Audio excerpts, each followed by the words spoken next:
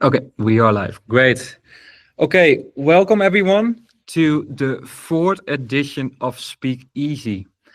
And also this edition, we have lots of great speakers for you, and 7 in total, and they are from everywhere in the world. And I want to first introduce Speak Easy a bit, because for the people who are new to Speak Easy, this is the digital hideaway where we share stories and connect creatives.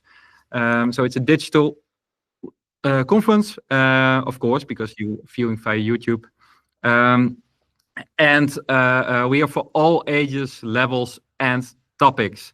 So you have to understand it like we have students, we have CEOs, we have founders, we have creative directors, all of them in Speak Easy conferences, and also all levels and topics, because Speak Easy is a conference where we are talking about fashion, photography, interior, architecture, but also UI, UX, AI, branding, etc.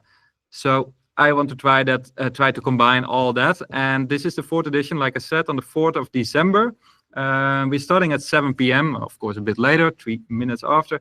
And we ending at 9 p.m. That's, of course, the Dutch times where I'm based.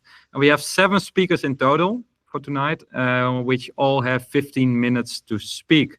And from the 7 people, we have 6 nationalities, which is great, because it's exactly the goal of this conference. And great news, next week, Wednesday, is already the 5th edition. So we're going really fast.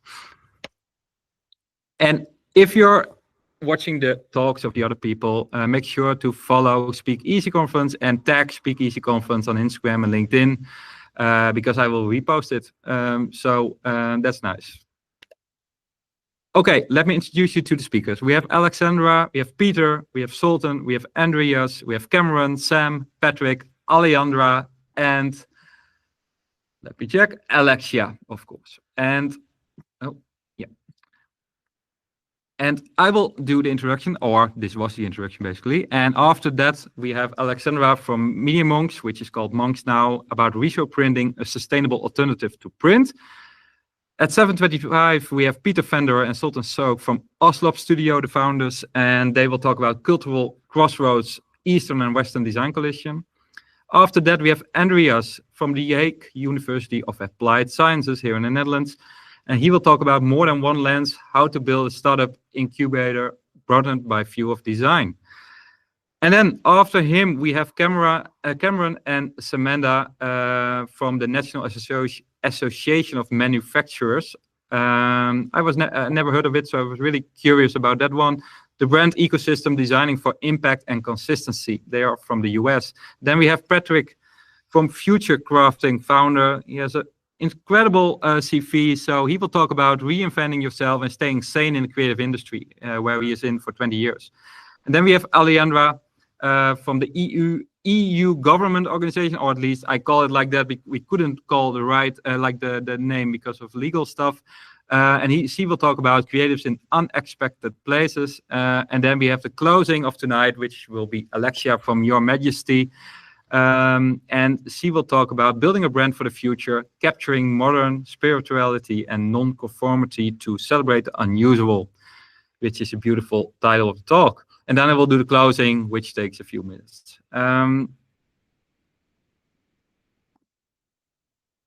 Yeah, so we are starting at YouTube. You can just comment and ask your questions to the speakers, and they will reply during this event. So just mention the right name, and they will reply. We don't have a Q&A in between, so we will have talk after talk after talk. So we are basically on time to close the event off. So I want to wish all the speakers best of luck and lots of fun. And the first one of tonight is Alexandra. So I want to ask Alexandra to share her screen and take it away.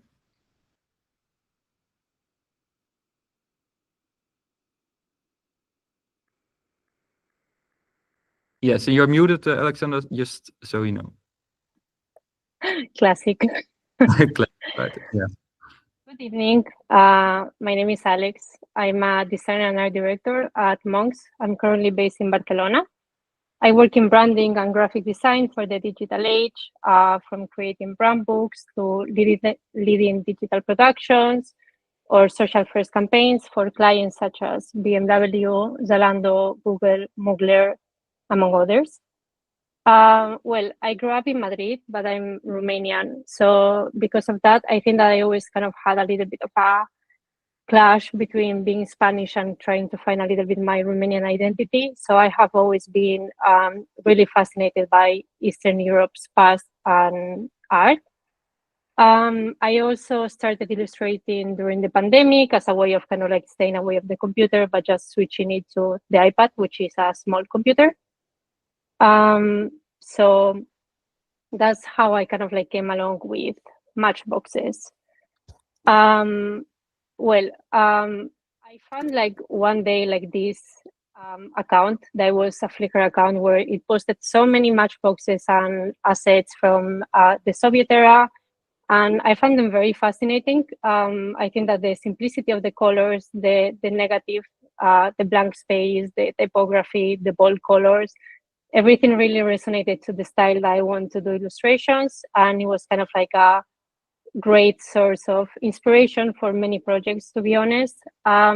It's quite a funny story because basically matchboxes started just with the name of the manufacturer, and then people started collecting them because they thought they were cool. And then at some point during the 60s, 70s, it really bloomed, and a lot of propaganda and a lot of brand advertisement was made into this kind of like materials. So matchboxes were at the time the most convenient, efficient, and powerful medium for visual communications. How is this related with Riso? You would ask. Basically, I was trying to find a way to replicate this style into screen printing, but I really like screen printing, but I thought that maybe there were like other methods to use. And I'm also really big and really a fan of sustainability and how to be more sustainable with design practices. And that's where I came along and I found Riso printing. Riso means ideal in Japanese. Hayama, which is the founder, chose this name as he found it important that people should not lose their ideas during this period of despair. The period of despair that I'm referring to is the post-war, the post-Second World War. The idea of Hayama was to kind of create a cheap printer that could be used for education, for political parties, for everyone that wanted to bulk product like a lot of different papers for a very cheap price. So that's how kind of like Riso became quite famous in Japan in that era. But it kind of like really fell into oblivion. No one was really thinking about it until for the last decade, there has been quite a big push of Riso printers outside of Japan. So there's so many studios that are doing so many cool things. Of course, it came from Japan, but Risotto Studio that is based in the UK, they do amazing illustrations, calendars, everything. Jumbo Press is here in Barcelona. Super cool style. Also, Risolab, haptic editions, they do more kind of like photographies. As you can see, Riso is a tool that it's very easy to use, very cheap, very sustainable, and also it brings a lot of different results. So why would I say that it's sustainable? First of all, the ink is soy-based, so it is way less expensive, and it's also easier to use as a toner.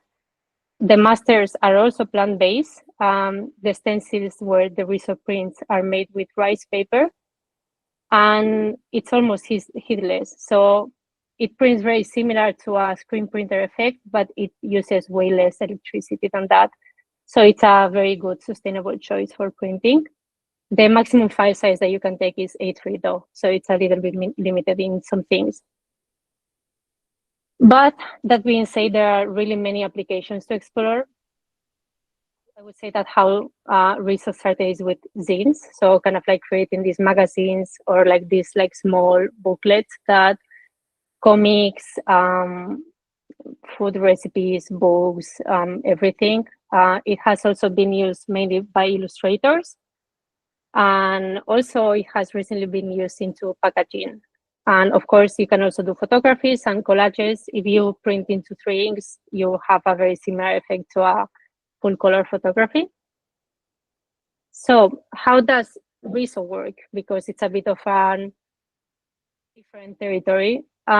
Let's start with the basis, which is the ink color. So Riso colors don't conform to any color standards.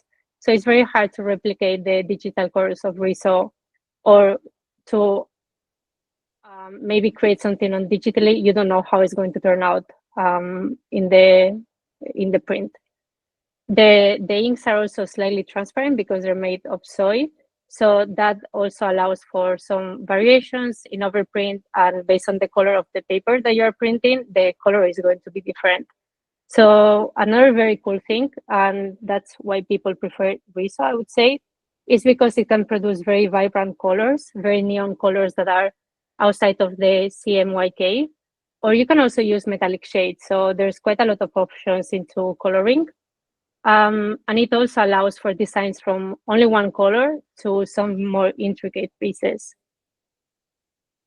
So I think this is a good example of that. You would have the yellow, the blue, and the pink. And with only those three colors, you can create a purple shade, you can create that green shade, and then you can also do orange.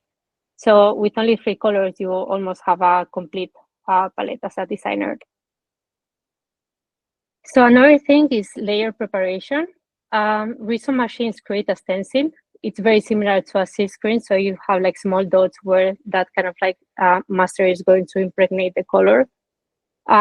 It works for one master, one color. So you would have to kind of separate your layers into the different colors that you want to print. And the layers have to be on a grayscale. So that means that the blacker a color is, the more opaque it's going to be, the whiter it is, the more transparent it's going to be. So one thing is that flat colors are never going to be perfectly homogeneous, and some areas are going to over-ink depending on how the printer works. So a good example of that is this little fish here, which you have like this kind of like blue shades and pink shades, and kind of like a little bit of a mix between those things. And finally, and one very important thing, is that it can lead to a lot of mistakes, which is the cool thing about designing in print. Normally, there might be a shift and a movement between the printer, between the different layers that you need to print. So there's always going to be a little bit of this white space in some artworks. And sometimes the printer also leaves a little bit of a roller mark at the bottom of the print.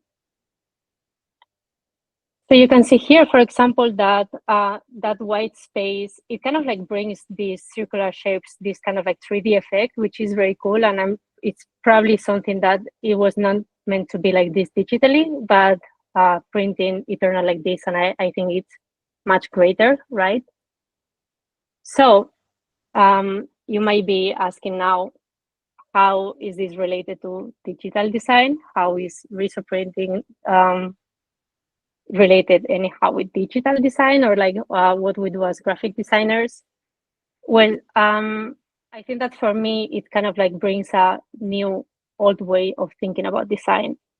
So kind of like integrating into modern and innovative design what other people have been doing in the past, and bringing a little back of that vintage mentality into digital design.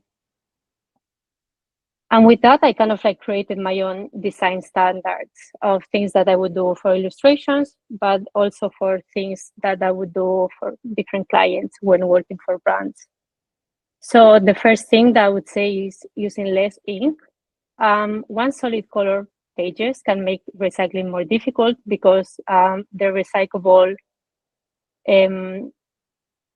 machines, they need to break that ink color. So yeah, using less opaque things, or also relying on color paper, for example, which is the second design standard.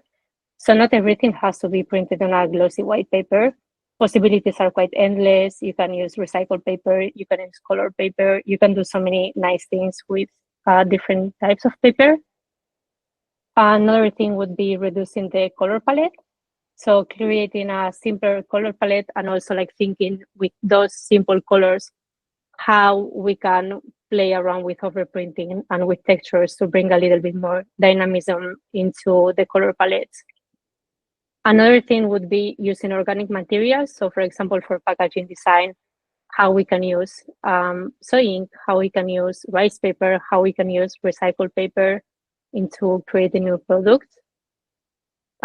Mistakes are also beautiful. Not everything has to be pixel perfect, and kind of like in the trial and error, it's like the sweet spot of finding new combinations and new cool things that you didn't really think that they were going to turn that way.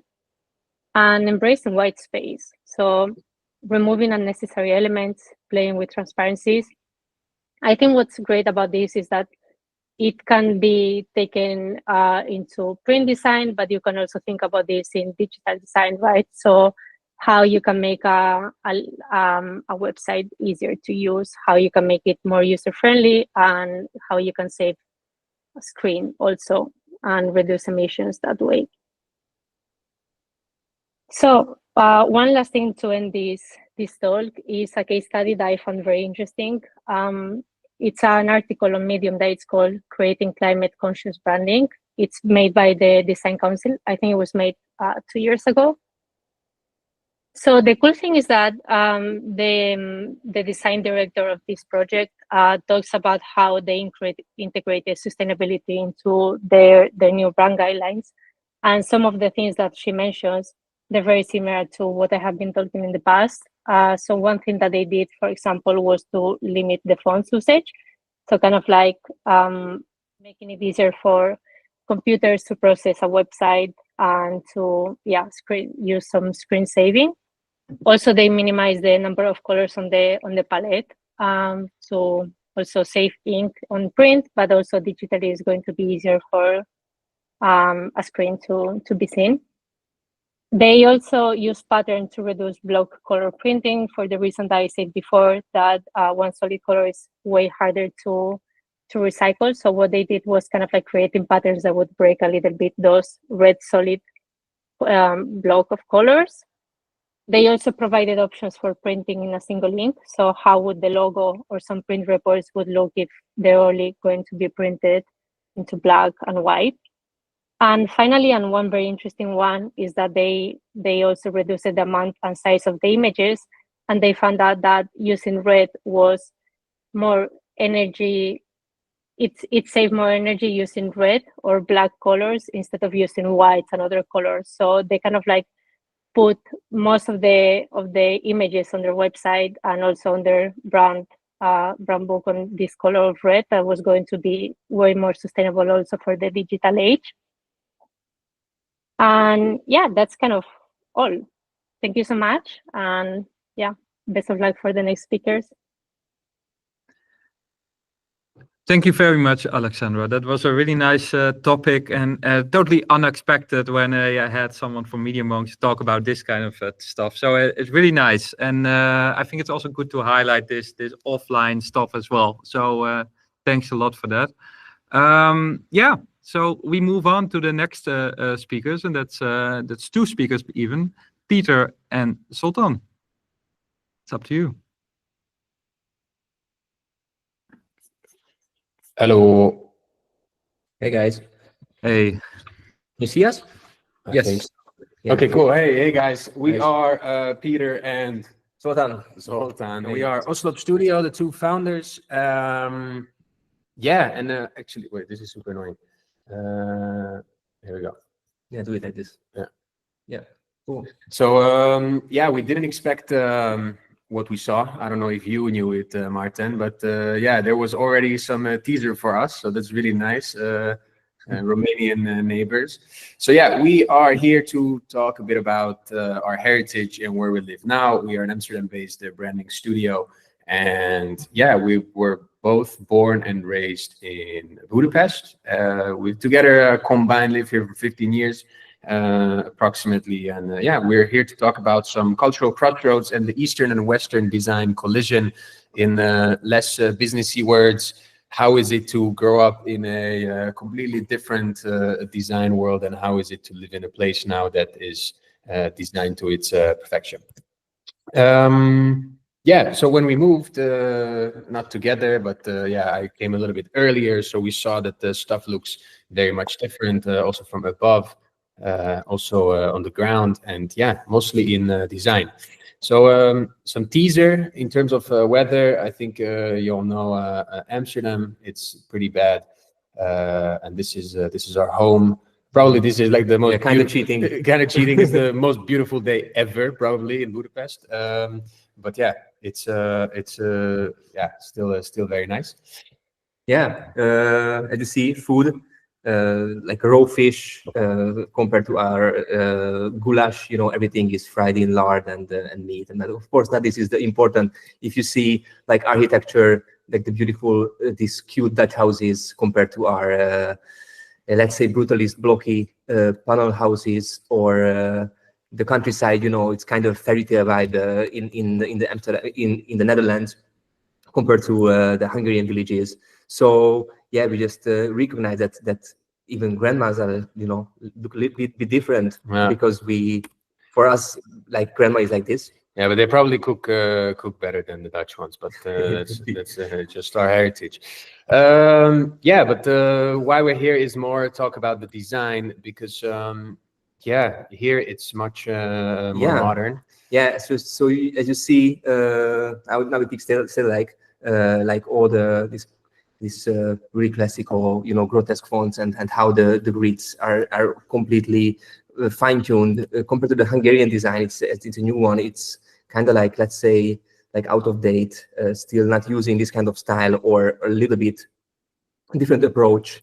Or if you see the 2022 24, sorry, Dekmantel or Sziget posters, it's completely different. Like Sziget is still using these kind of colors and more old school, and Dekmantel is like playing with all these After Effects styles and AI and colors. Yeah, it's much futuristic, and Sziget is still a bit yeah, like the Headspace characters and vibe.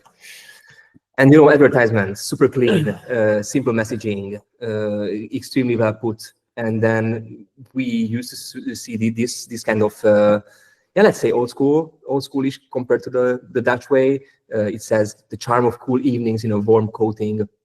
So yeah, everything's super different. And we just had a question like why is it? Yeah, we're not saying one is good and the other one's bad. We're just saying that it's very different. And for us to understand why it's so different, we also need to understand the cultural and the historical influences of the two different regions. It's not Amsterdam versus Budapest. It's more East versus West.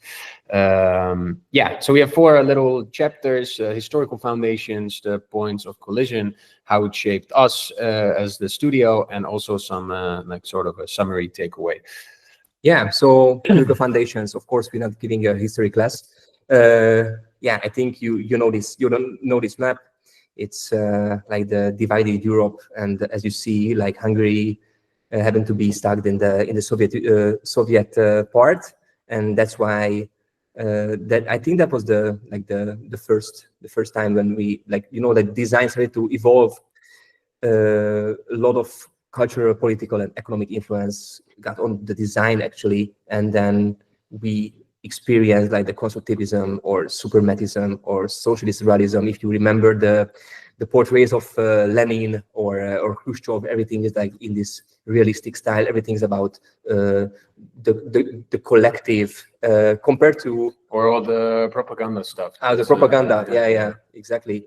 So it was like a different approach compared to the Western design, where like movements, if you know, like Art Nouveau or Bauhaus, like going big. And then I think all the graphic designers know like the Swiss style, the Swiss typography, they had a huge influence on design, and nowadays it's still a really strong foundation. So these two different approaches is basically like, let's put it this way. Like meanwhile, the Eastern design was influenced by the politics and economic systems, focusing on collectivism and efficiency. In the same way, like the Western, like really focused on supporting the competition and the uniqueness, and this is something we can still see in design nowadays. Of course, not as sharp, but still. yeah, so the roots, the old heritage translates still in today's design. So the points of collision was interesting for us to grow up. I mean, we don't know how is it to grow up here. So anyways, it was nice growing up there. But yeah, we saw a lot of logos in the grandma house, in the supermarket, with the toys that, you know, our parents used to play with and all this stuff. So essentially, Hungary was the melting pot of the Western influence on the Eastern heritage after the systematic change. There was a lot of Western influence coming in. So it was very, I guess, it was very interesting to grow up, yeah, having the old school Eastern heritage, but bringing in and all the Western stuff is coming in slowly but steady. So what we did is we collected a bunch of old school logos. Probably some of them are, I don't know, 50, 60, 70 years old. These are all Hungarian companies, enterprises, corporates, yeah, national organizations like Post and what is it, the OV of Hungary. So yeah, these are old logos that were designed by probably the best Hungarian graphic designers, stuff that is still standing the test of time, stuff that looks really, really sexy. So yeah, what we did with this is we didn't want to touch these because these are perfect how they are, or at least that's what we think. So what we did is we just put them in a modern environment to show how an old school Eastern logo can still stand in a Western modern environment. Yeah. So it's a brand collaboration that goes beyond the traditional boundaries of time and space. It's a very cool sentence. Yeah. So in our interpretation, collision is that how can we use this kind of old school Eastern logos and put it into a Western environment. This one is for Orion. It's a super famous Hungarian radio station, and then if you combine it with the modern look, you can still feel like feel it that it's completely fitting into the design of nowadays. Or there's a story, no, that someone stole it in Peru. Or yeah, something. this one, yeah. They just, I think it was Peru, or somewhere in Latin America. They stole this logo. It was like a huge lawsuit about this. It does a lot, I think. Yeah, it's a beautiful logo. Or there's this one which, yeah, I'm not even gonna try to pronounce. I mean, I know how to pronounce it, but no one's ever gonna understand. Yeah, this company used to make chairs and everything for chairs and fabric and this kind of stuff. It's a super clean logo with just two extremely 2D chairs turned to each other. So what we did, we placed it in a modern environment with a very high quality modern 3D render. So just showing how something so simple from back in the days can work with a very modern environment. Yeah, or the famous Hungarian art gallery, Cape Charnok. We just again use the logo and inverted it and it still can be. So we didn't even touch anything, just to show you guys that that if we really do this collision and confronting nowadays design with the past, it still works beautifully. This one also, Trabi Soda is the most famous, I think. Everybody knows in Hungary. Pretty famous. Again, beautiful logo, little bit of touch-ups, and then you have a perfect packaging for that. Yeah, or this Cartografia, which is like a map drawing company from back in the days. Yeah, super old school, almost like a skater logo. And what we did is we focused more like sort of like a data-driven marketing communication, cool text, cool image. So we just slapped a couple of things on a nice photo to show that, yeah, it's a sick logo from what I think 50 plus years ago. Exactly. This the same super sick logo, beautiful. We just put it in a nice mock-up, you know, and then it still just works beautifully. Or this one, how to just slap a logo on a good image, because that was like the cherished Hungarian retail brand. Yeah, that's it. It's not like Albertheim. It's more like like a corner store. Yeah, corner store. Like an all night. What is it? 024 little store. So yeah, what does this whole thing mean? Probably nothing, but for us, it means a lot. This is what we grew up with. This is what we saw. We went to Kazet to buy a candy that also had a cool logo. So yeah, it definitely shaped us, sometimes consciously, sometimes unconsciously, but we take a lot of inspiration from these old logos to our recent works as well, when it comes to much more Western clients. So for example, Moody, which is a London-based hydration drink, also has this very old school sport, 70s, 80s style inspired feeling. Or a Dutch company, Who Knows Genie, where the logo is very much similar to the Orion in terms of typography. Or Q, which is also actually the opening is today. Good luck, guys. Yeah, it's a restaurant in Amsterdam, and yeah, very sick and blown up, really fat font, similar also to Orion. Yeah, also Bauhaus, that was like a really nice concept art, and this is how we combine this kind of Rosarelli style with these fluid fonts. Yeah, Q again. It's like illustration, illustration style, which can still fit like old school Hungarian comic and illustration styles. And yeah, Mio still the fat fonts, and how can we not just only using Helvetica, but really trying to play with different styled typefaces. Yeah, or Aced or Est, you decide. Yeah, also a blown up font in terms of I don't know if you remember what we've shown, but it's similar to one of the old logos. So yeah, definitely some collision there. Or also in terms of illustration style, which we didn't show too much, but yeah, this line art was very big when we were growing up. In TV, we've seen a lot of stuff like this, so we also happily use this for the branding and for concepts that we do. Or yeah, lastly, there's the also Moody, which is the hydration drink that we said. So yeah, old school sports inspired, very nice branding. So yeah, takeaways. I think we were like super speeding, so I can take a deep breath. But yeah, takeaways is design is influenced by a lot of things: time, space, politics, economy, people, mindsets, competition, a lot of different things. So yeah, for us, it was very interesting to see that even the smallest of posters in like the most random places designed to its perfection here, even the streets, even the parks, everything is designed to its perfection. Yeah, and because we were not growing up in an environment like this, we really like to embrace this, and I guess we don't take it for granted that everything is pixel perfect. So we embrace this, like the East and the West. Biggie and Tupac. Biggie is in the Spotify Rap 2024. Yeah, for me. But yeah, that was us talking about where we're from and where we at. And yeah, happy to answer any questions if you have after this talk. Nice, guys. Thanks, Peter and Zoltan. This was really interesting to see the difference between Eastern and Western Europe. It also reminded me of the books of Counterprint, the From series, and also it highlights all the cultural differences in branding and logos. So it's really nice to see that and how you also implement it in your own work. So good job. Thanks. Thanks. Okay, let's move on to Andreas. If you're ready. Yes. Yes. Really fantastic talk, by the way, guys. Really loved it. So, hi, everyone. Welcome to More Than One Lens.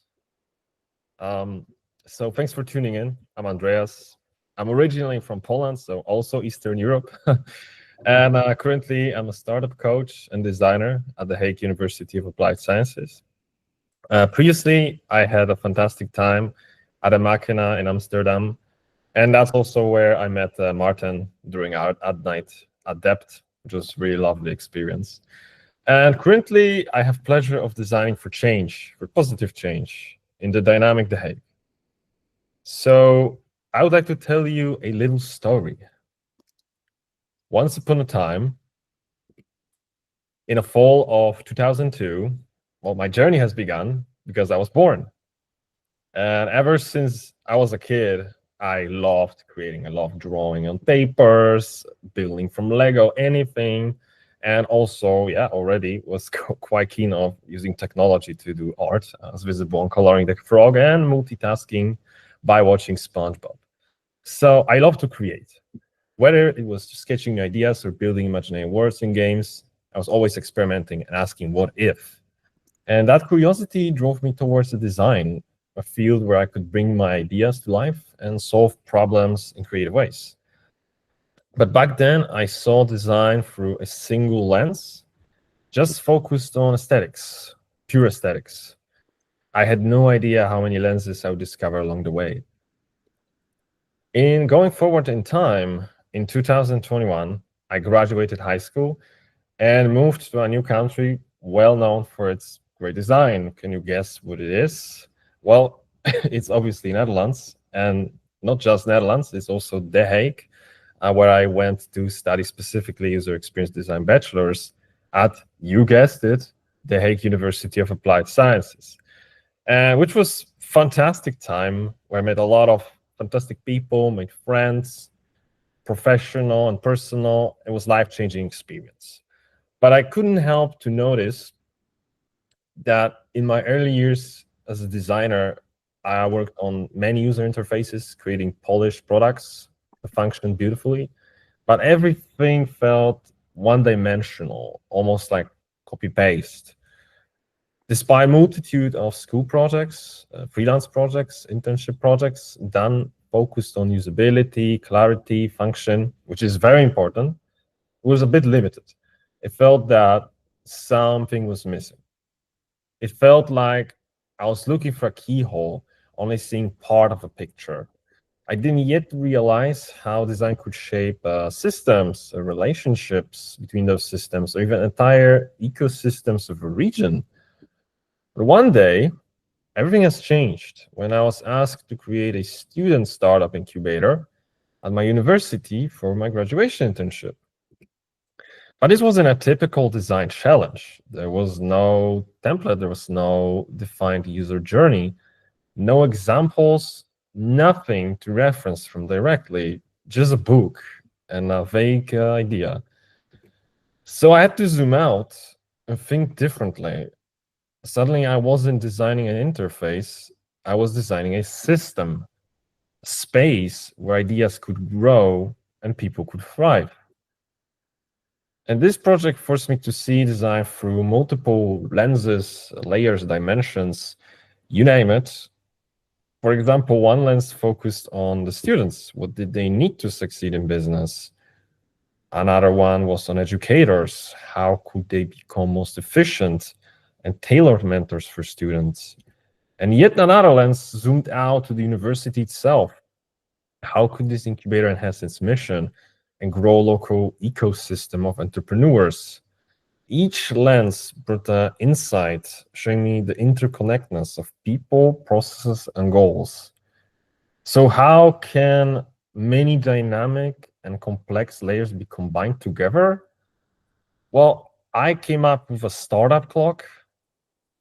To turn this vision to reality, I created the mentioned startup clock, a framework that guided students through the journey of entrepreneurship.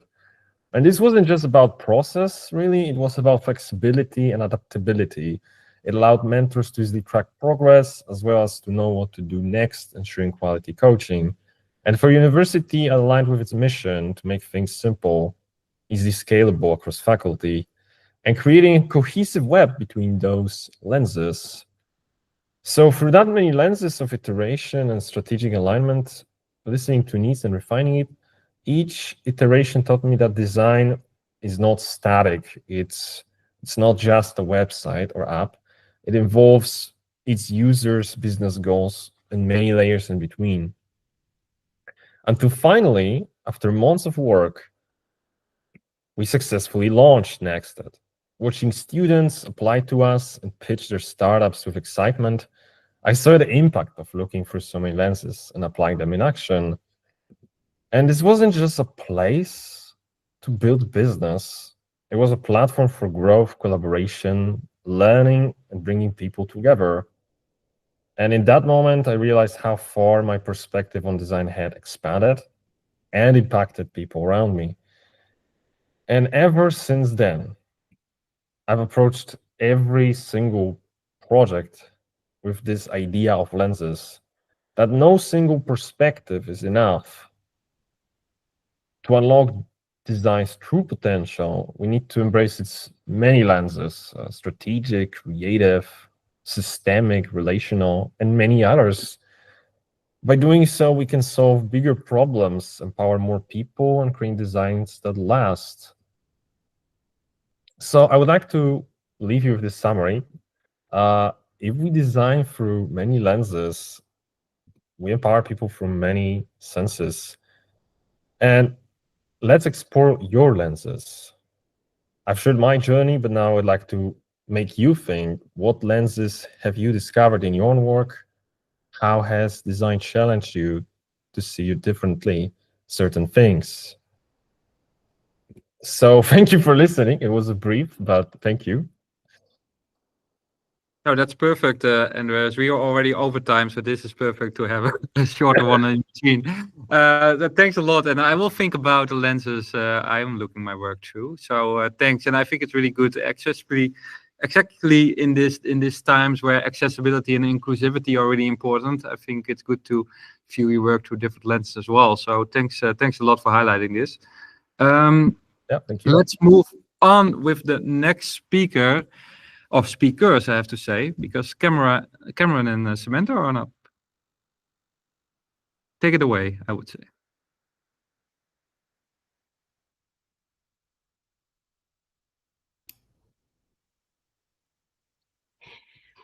Thank you, Martin, and thank you to all the presenters that have gone before. Really great stuff. Thank you for sharing. I'm Samantha Moya. I'm Cameron Alvarez. And today we are excited to share the thinking and process of discovery that led to two symbols that now serve as anchoring elements for our brand, the National Association of Manufacturers, or the NAM. These two symbols represent our organization's mission and the industry it serves. These elements have really created a solid visual foundation for our brand ecosystem, and we'll discuss how we've used them for both small and large-scale applications, from stationary to branded environments and experiential activations. We'll also talk through some lessons that we've learned over the course of this journey. So before we dive in, let's set the scene.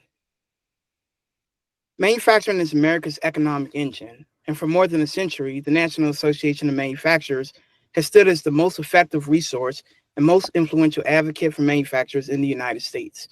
This is our very first logo. Today, the NAM continues that tradition, working for the success of more than 13 million people who make things in America. We represent 14,000 member companies, from small businesses to global leaders, in every industrial sector. We're also lucky enough to have an in-house creative team that works on a wide variety of design products, covering many mediums, large and small. A brand assessment in 2018 revealed that while our reputation was strong, there was a lot of pride in the manufacturing industry. There are also some important areas to address. The perception of manufacturing was largely informed by outdated imagery and the general characterization of the industry as dirty, dark, and dangerous. In reality, the industry had come a long way, continually modernizing and innovating and becoming much more tech-driven in many cases. Our job, as we saw it, was to address this misalignment in public perception while evolving the NAM's visual brand to clearly represent the modern, sleek, technologically advanced manufacturers of today. Evaluating our brand ecosystem through this lens, we discovered that what we really lacked was a cohesive and consistent visual language to unify our brand materials. Our visual ecosystem was disjointed. So, how did we find our voice and land on two symbols out of infinite potential representations? First, we looked at various symbolism that we had used in the past. The first and most obvious thing to look at is the gear. Most people think of that immediately when they think about manufacturing, but is it too obvious? We felt like it was evocative of manufacturing stereotypes that we wanted to avoid as we were trying to change the perception of the industry. And it was also limiting in terms of exploration and what we could really do with it. A gear is a gear is a gear. There's really no way around it. We also had a carbon fiber texture that we utilized, but it was too evocative of a typical shop floor texture and too detailed, and individual elements didn't convey a strong meaning when they were used in isolation of the overall pattern. Next up is circuits, and circuits were a really strong contender as a replacement for the gear. They symbolize modern tech and manufacturing, but we found that in application, they were too detailed, they scale poorly, and they feel overly electronic specific and not really representative of the broader industry. So next, we looked at slashes, which are seen throughout manufacturing. We had used them from time to time in our designs, but not consistently. But we really liked that they had a strong visual connection to manufacturing, but also were simple enough to be used in a variety of applications and formats without losing their character. We also realized that we could create a slash form at the same angle as the M in our logo to create consistency across our brand geometry. In 2018, our annual report design process allowed us to take a step back and use that opportunity to create a longer-term unifying language. We wanted a brand that said modern, sleek, tech, post-partisan, and forward-looking. Thinking about the elements that we had used over time and what best aligned on how we wanted to position our brand, slashes really emerged as that leading contender for a unifying element. So we concepted around various ways of using the slashes in our design concepts, and the winning concept for the year was a design that leveraged the slash form by combining it into a caret symbol. We decided to lean into those two elements, slashes and carets, as longer-term brand symbols. Here's why we felt they were really the right fit. The slash is a bold, streamlined symbol that evokes industry, enables pattern making, and embodies forward energy.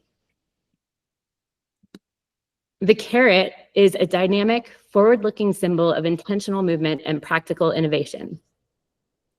Together, both symbols represent modernity, clarity, and innovation with subtle ties to tech and a future-focused industry. Developing these core elements for our brand was a great step forward, but the work of creating a functional brand ecosystem was just beginning. The next challenge was really figuring out how to deploy them effectively. How could we ensure they didn't just look good in isolation, but worked cohesively across every touch point in our ecosystem? Next, we'll walk through some of the ways we integrated these elements into our designs and share some takeaways and guiding principles that emerged along the way. All right. So here are some examples of applying brand elements to report covers as part of an annual report project. Each booklet highlights different ways we provide value to members. The covers are consistent in their slash-based compositions while introducing variety through color and photographic subjects. This keeps the design on brand, but avoids feeling overly uniform. This sleeve was intended to package the individual covers. Like the previous slide, we apply brand colors to the slash elements, creating variety while using the same core design. The key takeaway from this project was to leverage color and photography for variation while maintaining brand identity. So for another year's annual report, the left side features packaging with photography integrated seamlessly with the caret element, creating an inviting design. Once the top is removed from the box, the right side reveals a clean report cover, free of distracting elements, prompting users to open it. The caret guides users through the experience. Once open, the title page introduces more ornamental brand elements, as its primary function is aesthetic.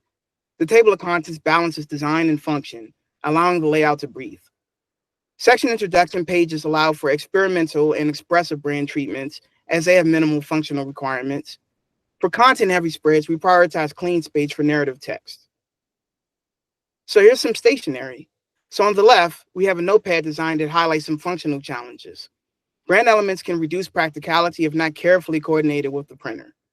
On the right, however, this coaster allowed for more creative freedom since functionality was less constrained.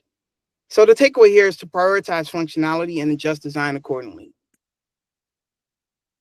So here's a menu design. Reinterprets the brand through a technological lens, balancing brand elements like the carrot with functional requirements like dish information. Experimentation introduced new patterns and gradients while maintaining brand consistency. So here's some digital graphics that ensure consistency with the logo placed in the lower right corner and subtle slash elements. We also utilize the brand geometry for motion graphics, as you see in the lower right. So getting more into the experiential space, here's some kiosk designs that utilize brand colors and the slash element in a scalable, evergreen way. These designs have been reused annually, demonstrating the value of creating versatile, long-lasting branding. Scaling brand elements to large spaces requires thoughtful design and close collaboration with production partners. Each piece must contribute to a cohesive, consistent, and holistic experience. So here's some doors that were actually used at a board meeting. Slashes were used instead of carrots here to avoid the elements being misinterpreted as directional cues. The takeaway here is to consider the context of design elements and their potential impact on user behavior. So here, carrot elements were in fact used as brand custom wayfinding tools to move folks through the space instead of just using generic arrows. In this stage example, we have our slash elements incorporated very subtly into the background, maintaining focus on the speakers. This example right here highlights how branding elements should also translate to close-up shots, ensuring they frame speakers effectively while maintaining visual consistency. Staging should account for both wide as well as tight framing. So we're not going to just share examples of things that went well. There are also cases where things didn't quite fully come together as seamlessly as we would have hoped. Here's an example where the elements may feel a bit busy when fabricated at scale. What we learned from this particular project was evaluate all textures, angles, and shapes to ensure harmonious interaction, especially in large-scale designs. So here's a great example. Neon light strips create a modern, sleek design. The subtle placement of the carrot near the session title complements the more prominent slash elements. We also have some muted hexagonal patterns and large-scale, small-scale dots, adding interest without conflict, achieving a harmonious design. The key takeaway from this project was when designing at scale, sometimes it's best to let one element drive while the other serves a supporting role. So this registration desk aligns with brand geometry, reinforcing a consistent and harmonious brand experience. As a reminder, every touch point is an opportunity to strengthen the brand. So this stage design exclusively uses the slash element, resulting in what we think is one of the most cohesive and elegant examples of branding at scale. Every angle aligns with the slash geometry, creating a visually striking and intentional design. All elements, including lighting, complemented the brand colors. Lighting choices should definitely enhance brand colors and elements, creating the intended effect. The outboard slide and podium designs are also aligned to the stage design, as they were created using the stage rendering as context. Like they were literally designed right in the rendering art file for the stage. So some key takeaways from this project were to always design touch points in context for cohesive results and ensure brand colors are also enhanced or complemented with lighting choices. This backdrop balances branding with functionality. The lower 2/3 prioritize clean branding for the panelists, while the upper third incorporates decorative brand elements.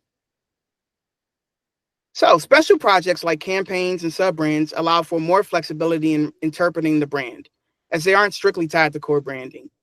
These projects offer more opportunities to adapt and experiment while maintaining some connectedness to the overall brand identity.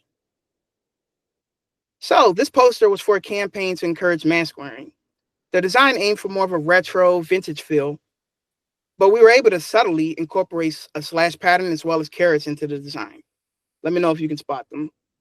So the takeaway here is to reinterpret branding elements for special circumstances while retaining connection to the core brand. So for Creators Wanted, the manufacturing industry's largest campaign to build the workforce of tomorrow, we were targeting students, parents, and educators to help build the manufacturing pipeline. The slash element was stylized in a more playful way to appeal to this audience.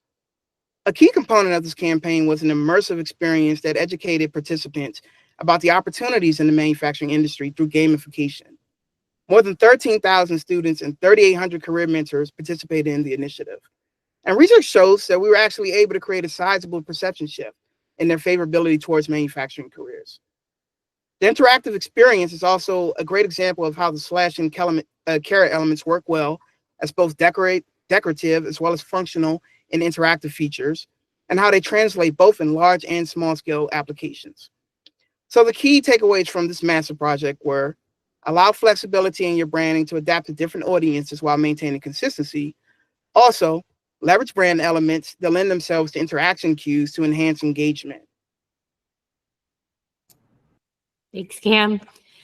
So what did we learn?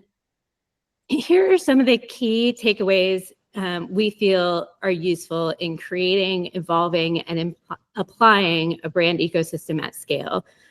This is a lot of data, and we've talked about most, if not all of these things through the course of the presentation, so I'm not going to go through them again, but we wanted to put this all in one place. If you want to take a screenshot and save that, and wanted to make sure that we shared those in a concise way. Thank you so much. We really appreciate the opportunity to talk to you all and hope you will connect with us and reach out if you would like to know more. Thank you. Back Wow, to you. what a story. Thanks, Cameron and Samantha. And also a lot of key takeaways. So I couldn't read them that fast. So thanks for that. And also good to see your style, implemented on the truck and in space design, on the screen and on doors even, which must be beautiful. So yeah, good job. Okay, next up is Patryk, or Patryk. Not sure how to pronounce your name, to be honest. It's Patryk. Patryk. Okay. Yeah. Getting into screen sharing. Okay, I think it's coming. Wonderful. Yeah. Hello, everyone. I'm Patryk. Friends call me Paco, so feel free to call me this way. And today I'd like to share some lessons that I learned along my career on reinventing yourself and staying sane as a creative entrepreneur. So let me start with a quick story. 2003 is a year which is known for two things: amazing wine in Europe and scorching summer that sent many people to not the best locations. So in 2003, I was walking the streets of Paris in huge chaleur, so heat wave, and I was looking for work.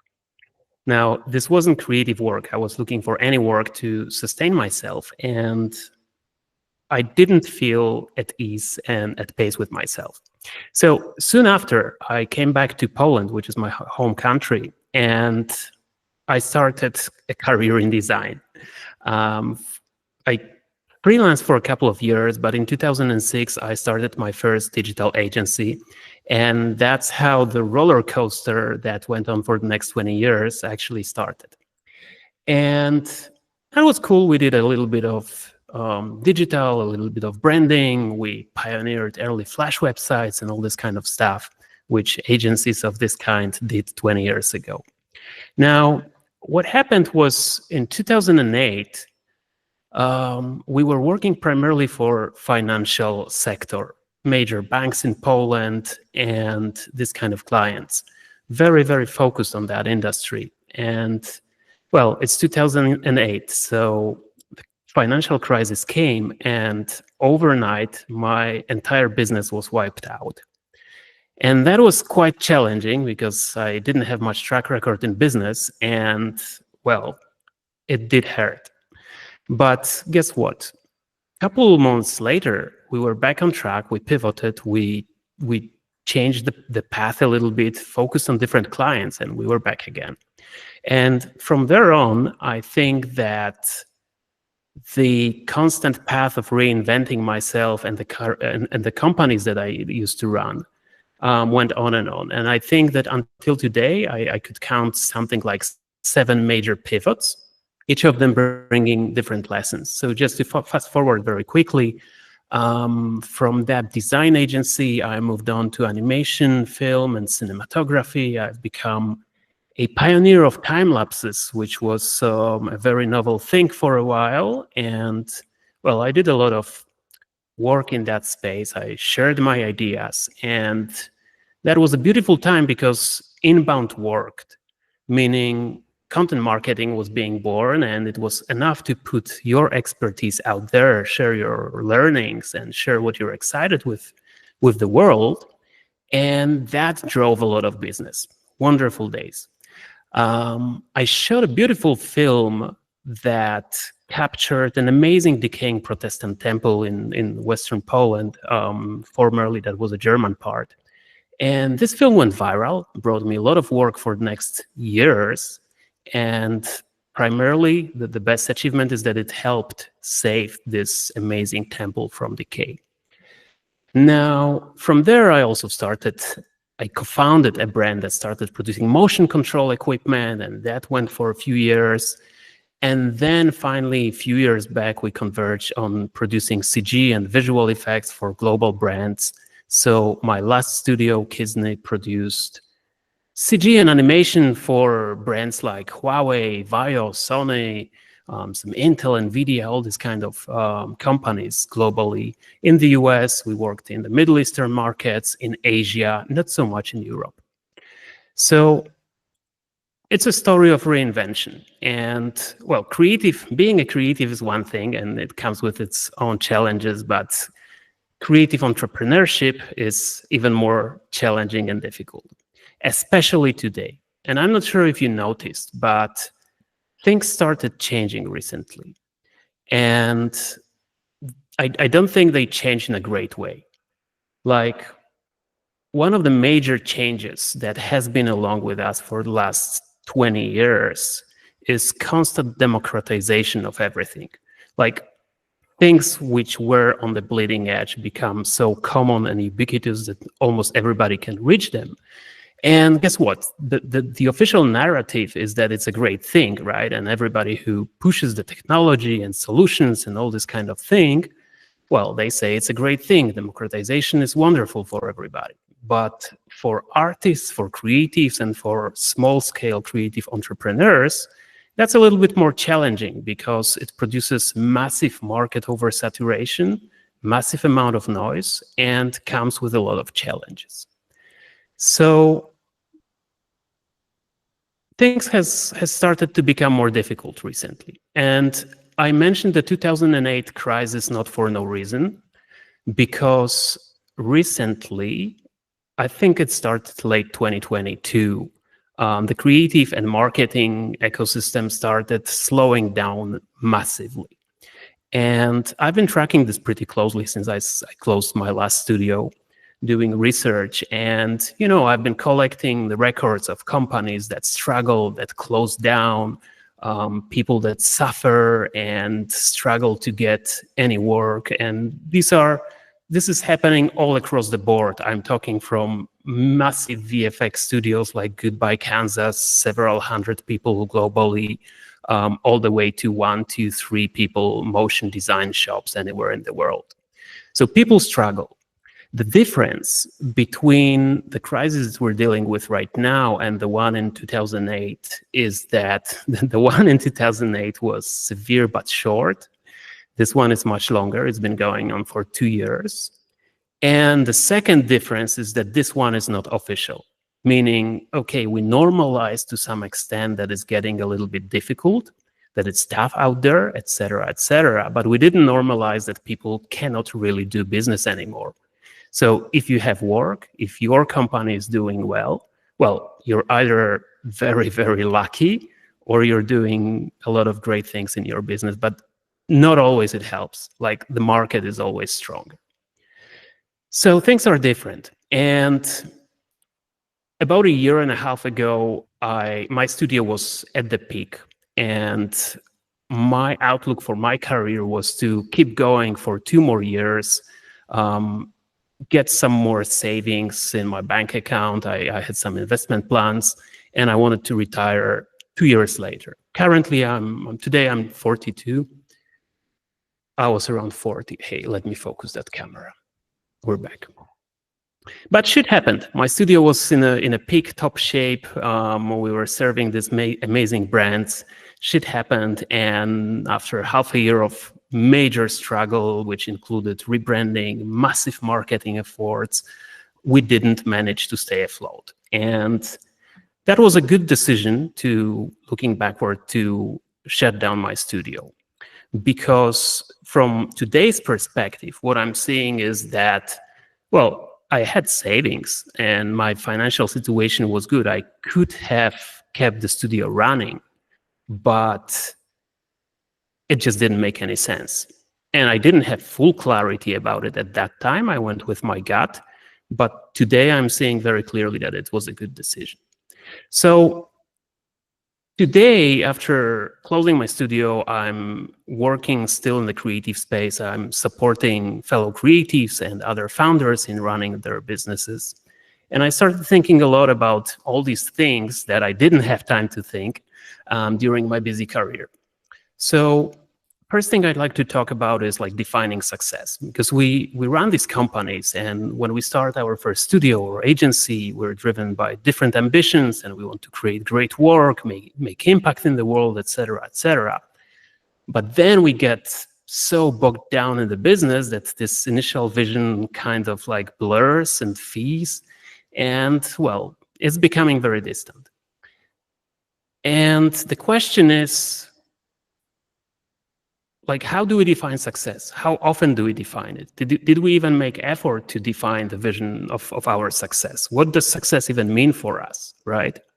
Because the problem is that, like, if you really sit down and define your vision of success, that's fine. But otherwise, unfortunately, very often, more times than not, you're running on someone else's vision, which is designed by Mark Zuckerberg for you, or borrowed from social media, or, you know, this kind of things, which is dangerous.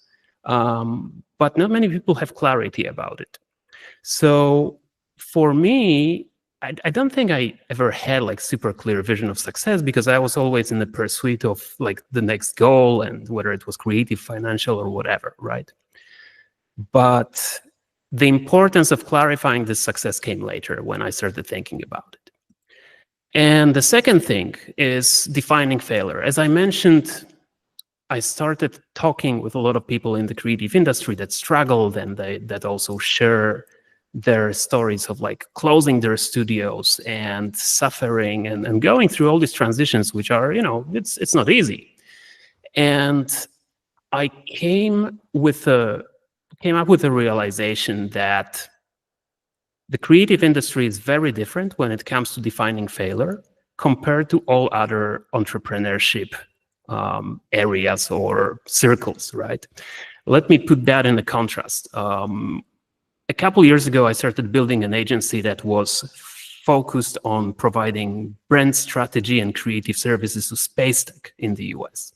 So I got familiar with the startups ecosystem and with Silicon Valley tech founders mentality, and I'm fairly critical of it, but there is one great thing that we can learn from them, which is embracing failure as part of the game and part of the story, right?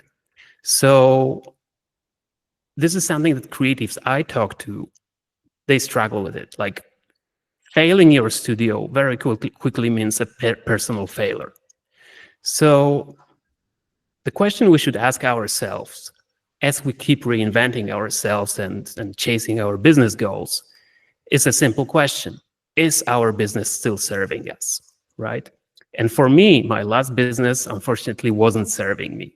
It was serving me well financially, but not necessarily mentally, which caused a massive burnout. So I'd like to save you from that, and asking this question periodically makes a lot of sense. So yeah, filing a business is not necessarily a personal failure. It doesn't have to be. And recently I started a podcast when I started interviewing other fellow founders that closed their studios. And these conversations proved to be quite catalytic for them. But I also think that there is tremendous amount of value in the lessons that are usually swept under the carpet instead of being shared publicly. So that's the reason I'm doing this. So what if we redefine failure? What if instead of defaulting to failure understood like, okay, I failed my business, it means I'm a failure, or it's a personal failure?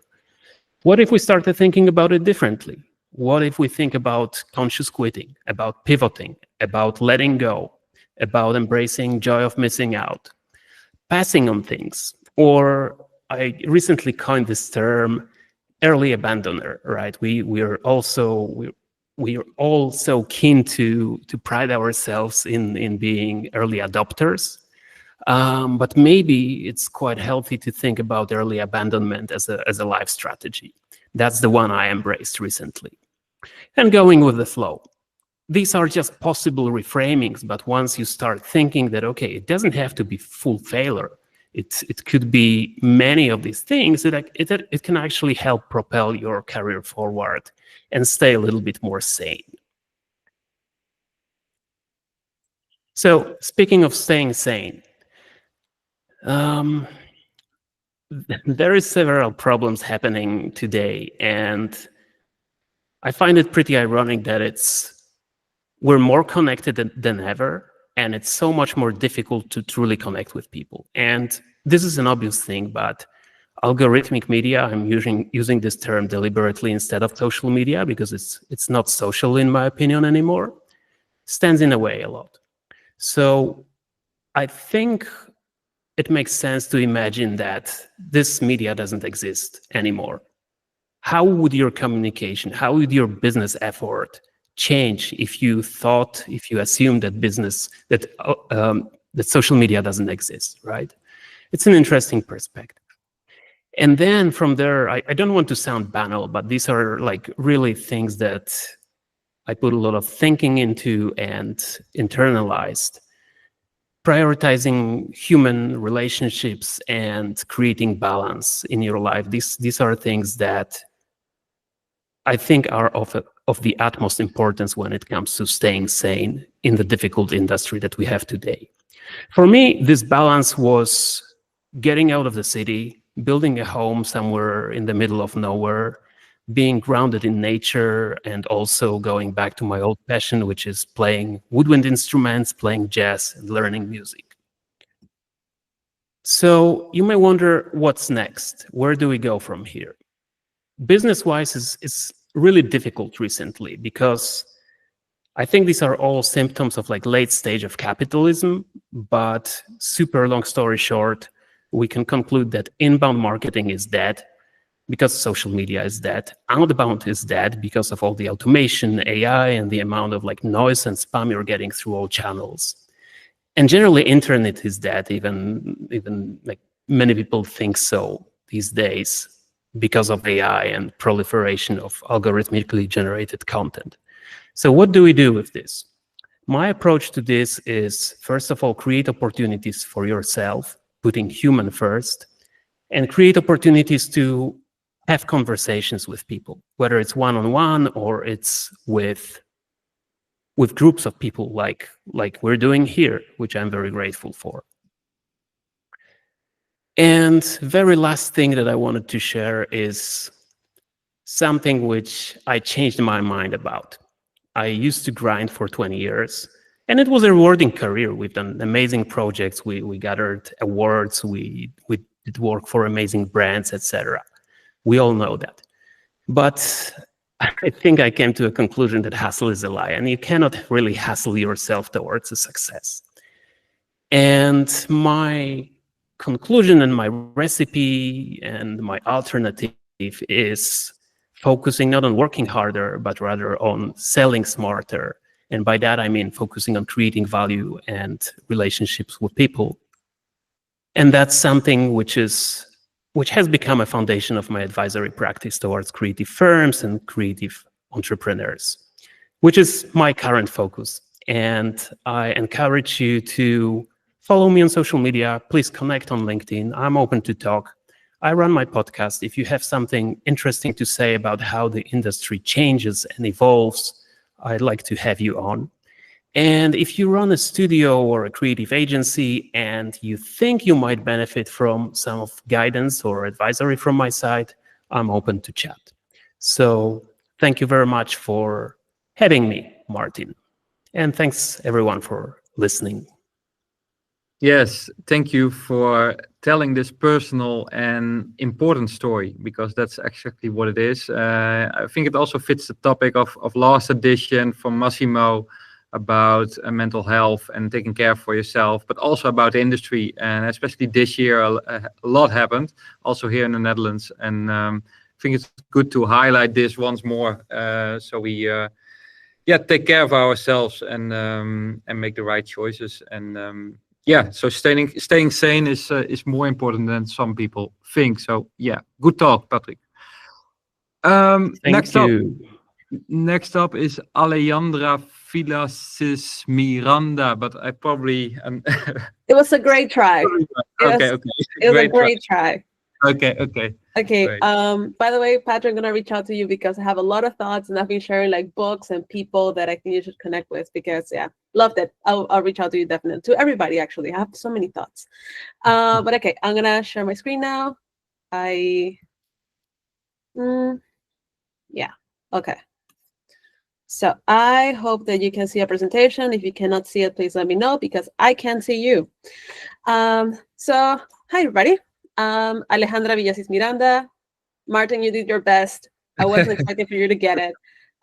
Also go by Alex for short, because I live in the Netherlands. I actually live in Rotterdam. I've been here for a minute, and Alejandra is kind of hard for people who are not native Spanish speakers.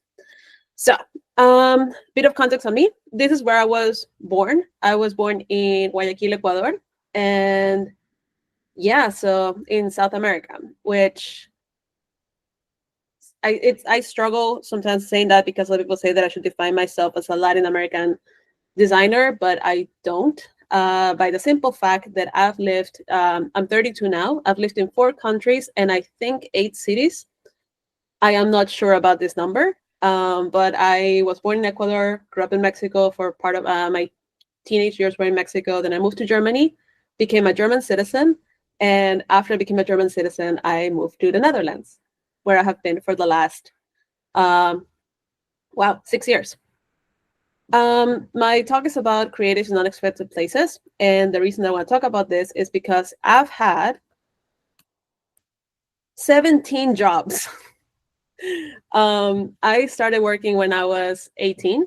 From of course, like everybody starts in in the food industry and then just moving on to different things. And I have a very strange career. I did go to university. Like, remember, people are talking about their education. I went to university when I was 26.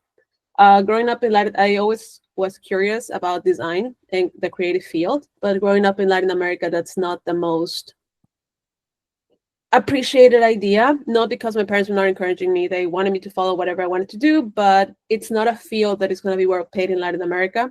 I actually had a talk on my podcast that it's in a 2-year hiatus right now, about the difference between designing in Latin America versus designing in Europe. And there is a massive difference. I think Latin America is 20 years behind if we think about design for many reasons. So that wasn't an option for me. That's I was thinking I'll become an engineer, I'll become something else. But it wasn't until I actually failed at a German high school that I decided, okay, I'm here, I'll just give it a shot. And that led to a bit of a journey. I graduated from a technical degree and I became an infographics designer at an international data company.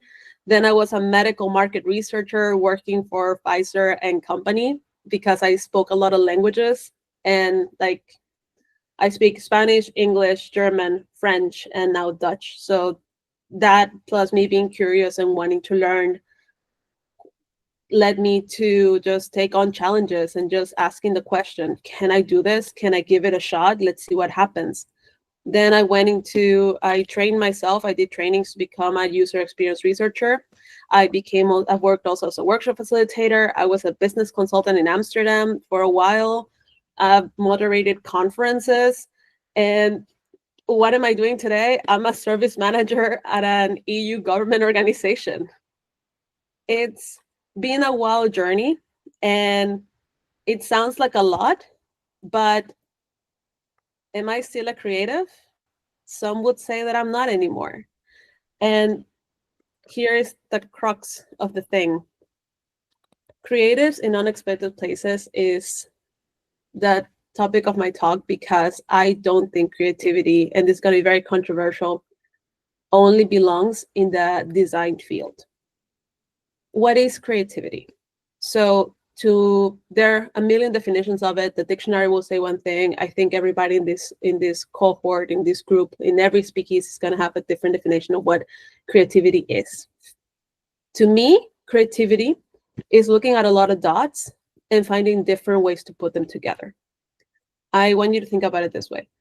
If somebody would give you a board with, let's say, 16 by 16 nails, in total, it's going to have 16 times 16 nails, and somebody gives you a thread, we're all going to join, like, run that thread to do the thread to those nails in a completely different way. Some of us are gonna ask, is this the only thread that I can have? Can I have other colors? Some would be are gonna try to make a pattern. Some will want to test how many times can I run this thread around this nail? Because we all think differently, and that to me is creativity. Is being willing to push a little bit on what is expected of you and what you can do or what you can pursue. So I read this quote today from Jerry Scullion. It says, you don't need to hold a leadership title or have a designer title on your job description to make meaningful change. What does this have to do with creativity? You don't need to be necessarily in a creative field to be creative. I think every profession can be creative. Accounting shouldn't be creative. That's it. I don't think accounting should be. If somebody's doing creative accounting, I would watch out for that person.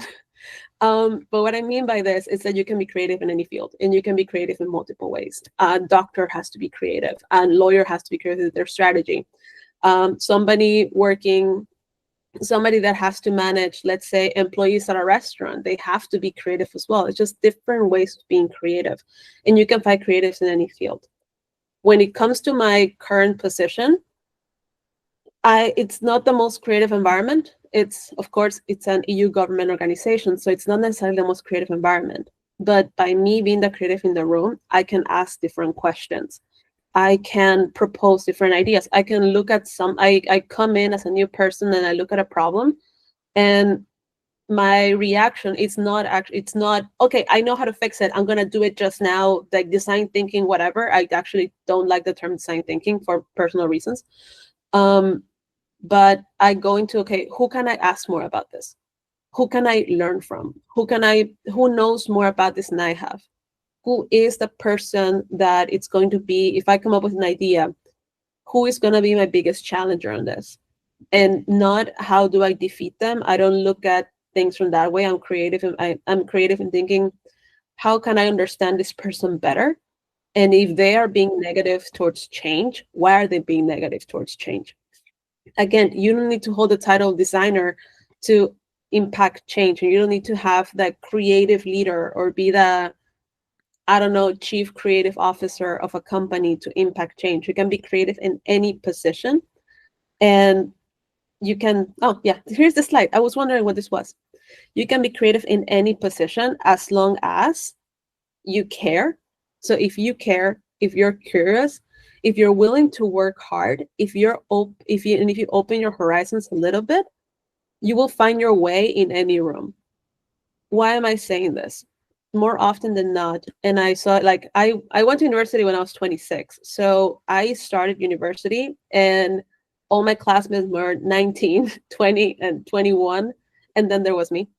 And because I had this work experience already previously, I was looking at everything from a little bit of a different perspective. When I approached like the internship moment, I wasn't just looking at agencies.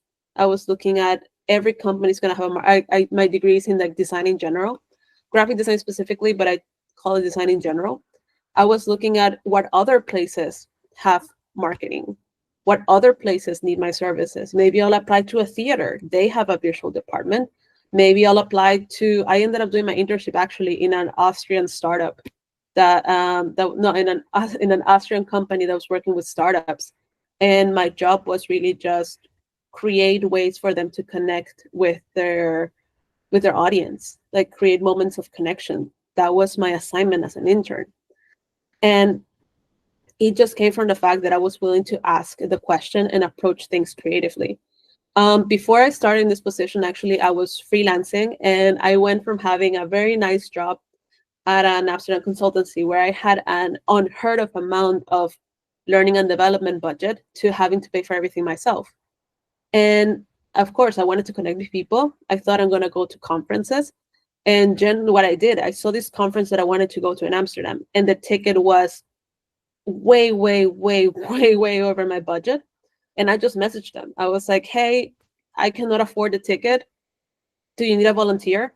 I can help out, and I will just go to the conference for free. They said yes. 3 editions later, they took me to Berlin to moderate the conference with my co-host, Giles Morrison, who I've learned so much from. So it just came from asking questions. The person that I quoted before, Jerry Scullion, I actually had coffee with him in Dublin a couple months ago. And he's massive in the service design field. I'm been a fan of his podcast for a very long time. And this just happened because I messaged them, hey, Jerry, I'm going to be in Dublin in a couple weeks, like out of nowhere. I'm going to be in Dublin in a couple weeks because I'm visiting my partner's family. Can I buy you a coffee? And he said yes. That is a creative, and I believe that is a creative approach to things. Like Patryk said, just making connections with people and being open to asking questions. And I love that he said creating value, because I believe that as creatives, that's what we have to do. Use creativity to create value in unexpected places. And again, if you're willing to work hard, to care, and to use your creativity to solve problems, you will find your way in any room that you're in, because that is appreciated and that is supported. I think I by the way, I love that my talk came after Patryk, because I see a lot of connective tissue between the two. But that is what I wanted to say with my talk, that creativity doesn't only exist in some fields. It exists everywhere, and you can use it everywhere. And I hope that my call to action is open your mind a little bit. If you are a person that has mastered a skill, a visual skill, a design skill of any type, that's amazing. I would challenge you to open your lens a little bit more and think like how your skills can serve to solve a problem that it's a little bit outside of your realm of possibility. Because in the end, what is creativity if not testing boundaries?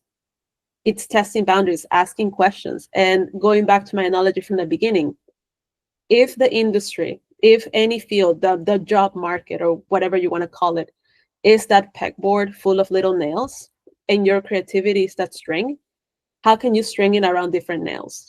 How can you string it in new ways? How can you put things together in a different way that can actually support somebody and create value? Because there is space for creatives. It's just going to be in unexpected places.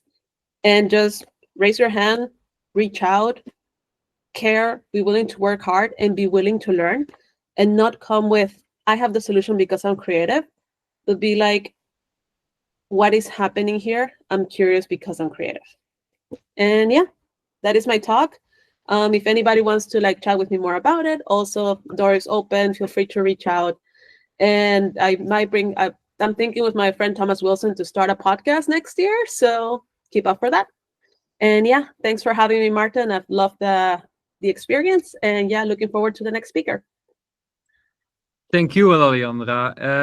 And that was a great follow-up of Patryk's talk. So I tried to plan it like that, but I of course didn't know where you exactly wanted to talk about it. So, but this is beautiful. And also thanks for sharing that story about asking the conference to be a volunteer to actually attend the conference. I think that's a really creative idea to also expand your network, but also, of course, being at the conference, which is nice. Then we are on time. I really can't believe it, because the last 3 editions we weren't on time, and now we are on time. So maybe Alexia will talk for 3 hours and then we are not on time anymore, but let's see, because she will close off today the 4th edition of Speakeasy. So Alexia, take it away. Yeah, thank you. And I just want to say, Alejandra, super thanks for also your very humble attitude toward creativity, because I think we really need it. But for something a little bit different right now, let me just share my screen. Give me a sec. So for closing the panel of today, I will be talking about spirituality. So just shortly, I'm Alexia, and I'm art and brand director at Your Majesty. And tonight is going to be about building brands that celebrate the unusual and resonate with the modern web of spirituality. So kind of embrace the unconformity of branding. It is a big subject, and I know we only have 15 minutes. Well, now I know we have 3 hours, but at the beginning I thought it's just 15 minutes. So I will have to cut on short corners, but I hope you will still find inspiration on this couple of slides. So just one thing about me before I start, I have to say that, okay, I'm art director, so I'm naturally drawn to narratives. And I really like the ones that are a little bit open-ended and with a bit of mystery in it. And especially the folkloric narrative that actually thrive on the ambiguity and have different layers of meaning. So I like those kind of structures of tales because it allows also the audience to engage on different levels and make their own connection. So my approach to branding is actually mirroring this construction of the tales. Instead of just imposing a single fixed story, like traditional brand narrative, I do like to create more dynamic landscape where actually we have different multiple narrative that can coexist. So I will just go through the next one. Sorry for that. I think I'm not going to do, yeah. So just quickly, the state of play. Bear with me, it's a little bit theoretical at the beginning, but I promise after the few slides, you will get a bit more into more example, but just stay with me. So the rise of alternative realms and the practice of spirituality isn't just a trend, it's here for already a few years. It started a little bit post-COVID, and we are just continuing in the wave with some, of course, variation. It is a response mainly to the overwhelming narrative of mass media and also the world we're living in.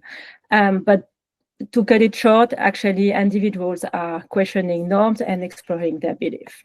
The idea of spirituality that gives you a sense of purpose is not new, though. It actually dates back from the New Age movement in the 70s and 80s. So when you had like resurgence of astrology, yoga, crystal reading, meditation, and these practices are now having a new breath, and it blended with digital technology. So all of this give a new landscape and a new text on spirituality, or at least the practice of it, for fulfillment of a desire of unconventional connection. So amid the chaos of the social media, all of the younger generation find solace in the surreal, and they celebrate the strange and the unusual, which is a blast for designers and people involved in brand. So while brand, of course, they cannot resolve existential crisis of everyone on Earth, but they surely can offer just a moment of transcendence through the experience. And that moment of transcendence is where we have this moment that will resonate with everything out of the extraordinary. So by integrated element of modern spirituality, and I will dive a bit more into it, and non-conformity, it is a way for brand to actually build a deeper connection with audience that seek this kind of extraordinary connection. Just a small data here to back up what I'm saying. So a closer look at millennial and Gen Z in the US and the UK revealed that approximately 80% of them feel a sense of spirituality and believe in a higher power. It is super important because they are the generation that will have the economic power to actually strives through those brands. So just before we get into the matter, I will just make a small introduction of weaving spirituality into brand narrative without going all full cliche, though we can always use cliche. So first, let's just define quickly spirituality in the context of branding, because we are not in the religious matter here. We are purely in branding. Effective branding is forms a unique psychological association and identities between brands and consumer, and often serve as a foundation for social community. These communities thrive on shared identity and a sense of belonging. Of course, this belonging at the end is to drive consumerism by linking people to specific lifestyle or product desire. In this context, spirituality goes beyond religion, as I mentioned, because it's about tapping into the human quest for meaning, purpose, and connection. And those kind of quest of meaning is what will resonate with people inner value and aspiration. So just as an example, because it's maybe not the one that come up first, I put here an example of Harley Davidson. So again, I will dive a bit later about the visual, but Harley Davidson embodies a quest of freedom at its origin and the exploration and personal fulfillment. And the inner values of the brand is actually to resonate with people that seek authenticity and adventure. And it's symbolic, again, at the beginning of the brand history, breaking free from all societal constraint and embracing what you're true for. So in a world where brand image often is more than just product itself, integrating spirituality offers a unique path to reach the inside consumer at their mind, at their heart. And it is branding, it is capitalist society. So at the end, it's also to touch your wallet, but we will keep it at a higher level. And then when brand embrace spirituality, they do acknowledge and address this deeper level of human experience. And they do so by creating myths and creating symbols that foster all of the emotional connection. So I just took the example of Aesop because I think it's something that everyone knows. And I will just break it down quickly and why it is a good example. Because at every touch point, they really thought everything as one.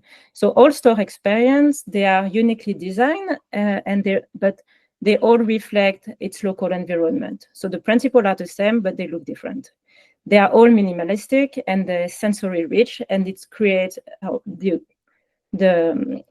goal of it is to create a meditative atmosphere. So they all look different, but they all have the same goal and they fulfill this idea of meditation. Then now the product presentation. So all the packaging is super simple and apothecary inspired. They emphasize purity, authenticity, and you will see that on the product label, you always, or often, I didn't check all of the product, but label that feature a philosophical quote, but also literary references. So on that packaging, they look like the same, but the goal is also, it's to use a product, of course, but it's also to engage intellectually and emotionally with their consumer. And on the communication, they do not market their product. Instead, they share through newsletter, for instance, sourceful content, which can be focusing on art, but also literature and wellness. So it is a super good example that has overall well through a strategy. So just like a small slide, so you can see a bit the world of it. And now we'll go to the mechanism for triggering this emotional engagement. So there is, though it is not religion, there is quite of a overlap in the mechanism. So there is the concept between the concept of higher forces and brand that engage with these higher forces and religious mechanisms, some, as I said, overlap and shared concepts. So those shared concepts are a clear vision, a sense of belonging, identifying an adversary, sensory appeal, of course, storytelling and grandeur, evangelism, and the use of symbols. So that's the overlap between those two mechanisms, the religious mechanism and the brand engaging in higher forces. And by drawing on this concept, the brand can transform their identity into shared identity, which is actually key for brands today. So I choose the tarot figure here because it is a really good example. It seems cliche, but it's not that cliche. So it is rich in symbolism, and it just always have this very universal theme, and it does use symbol to represent complex ideas. So it is a really good example that has this concept rooted in evangelism, vision, and this grand narrative. So another example of Dior and Lancôme, how they use this language, just because I like it. I don't have a lot of things to say about it, but I think it's interesting. And to meet the next generation appetite for this metaphysical aspect of things, brands can consider different spiritual value. So those spiritual value will be what will allow the emotional engagement. So first, we have the radical transparency and integrity. So this is very much about unfolding strong ethic and be very open about the good, the bad, and the ugly. So the brand can really offer unfiltered view on their practice. This is kind of a trend at the moment. It's like saying like it's being boldly honest, but what is interesting is when it is paired with unwavering integrity, then it forged a real authentic connection with customer, because customer, they are not stupid. They can really feel when things are untrue. So it is about being honest, but also to pair it with the integrity of things. And then, of course, we have soulful storytelling. So they can also focuses on the journey of the brand and the trial and the struggle that brought them to existence. And then, of course, this is the obvious. We have symbol, vision, and belonging. So just like religious mechanism, brand can harness powerful symbol and a clear vision to spark a sense of belonging. And it is through sensory appeal and shared value that they can foster the unity and inspire a deeper commitment to their purpose into these shared identities. And finally, it's about transcending the transaction.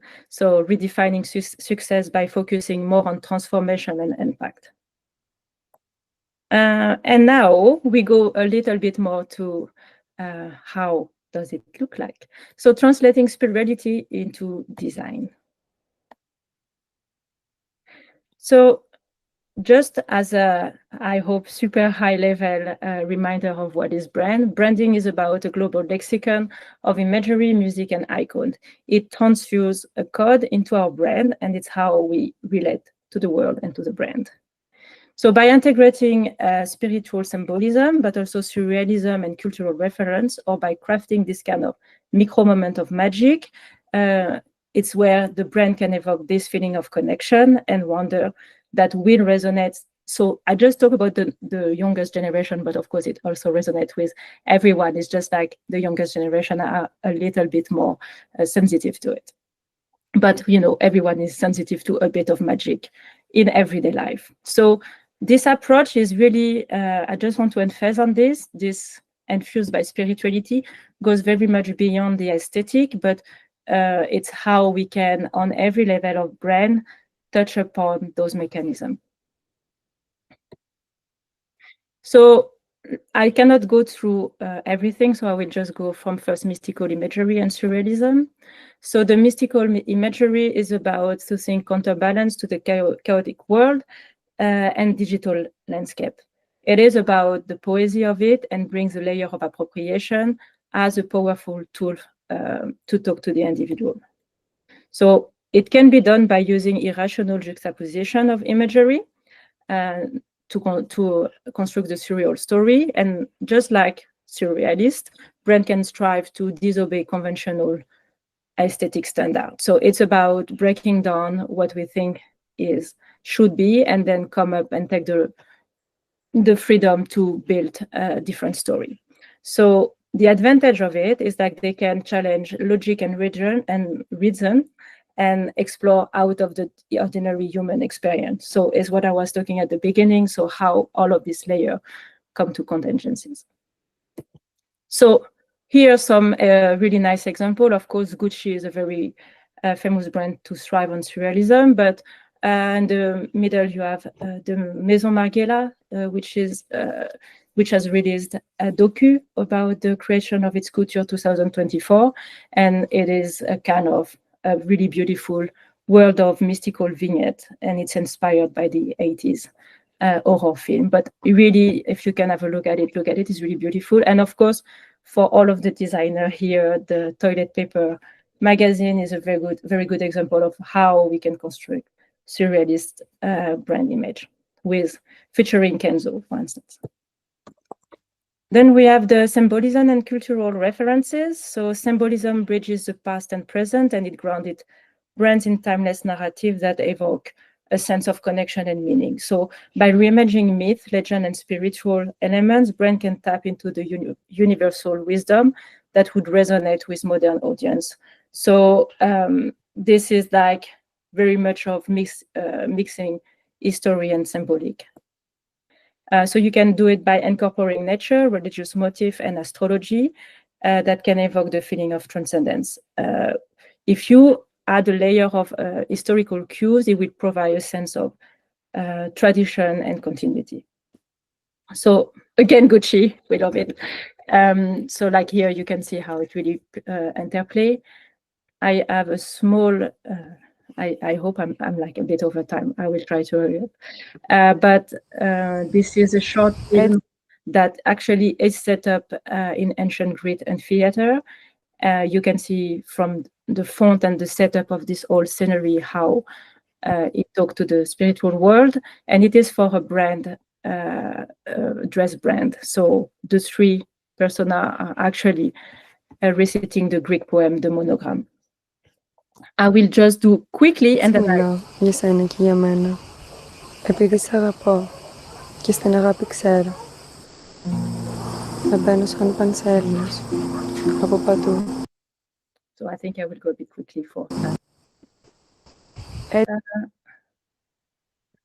And then very important, the immediate experience, which is the micro moment of magic. So it's how in nowadays in brand, a single moment can surpass the influence of a full story. So this is how actually it's like a magnifying glass on the moment. It's a short-term sensation that can be super impactful and memorable because it's very immediate and intense. So focusing on the moment, I will just, my video is not playing.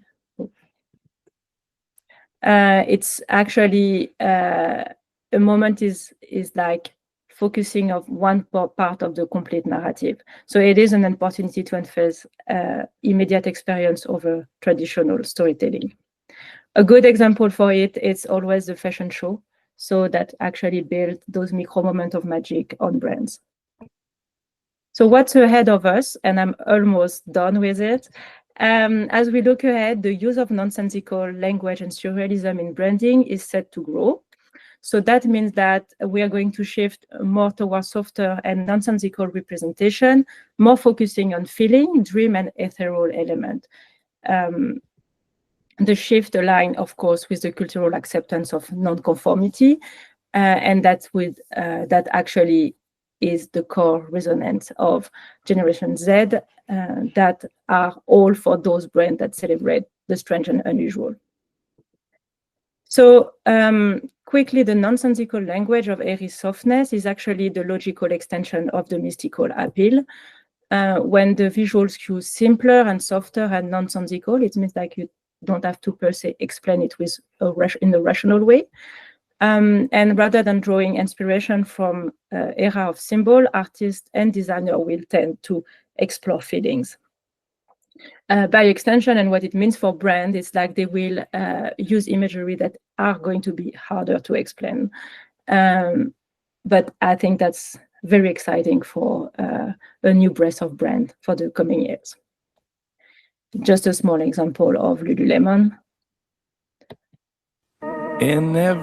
I will pass this one also for sake of time, but I will be happy to play it a bit later. So we also go into non-conformity as a superpower, and it's known as surrealist marketing. And that's by encouraging and amplifying unique eccentricity that brand can turn all individuality into a superpower. So it's about creating visual identity and brand narrative that will express and allow the audience to express their true self confidently. And finally, it's about merging technology, cyberspace, and spirituality. So as digital space become more integral to daily life, they also serve as new arena for spiritual exploration. So by merging technological advancements with the spiritual principle, it will create emotionally resilient visual identity. And that will balance and the rational design and the human connection. So quickly on the cult status. Cult status is a desirable attribute for brands, especially those targeting premium and niche market. So this represents really much the pinnacle of recognizable uniqueness and emotional influence, allowing all brands to become the touchstone that will foster belonging, community, and shared ritual. So how to get there? It's a to-do list. So embrace queerness as a virtue for a brand.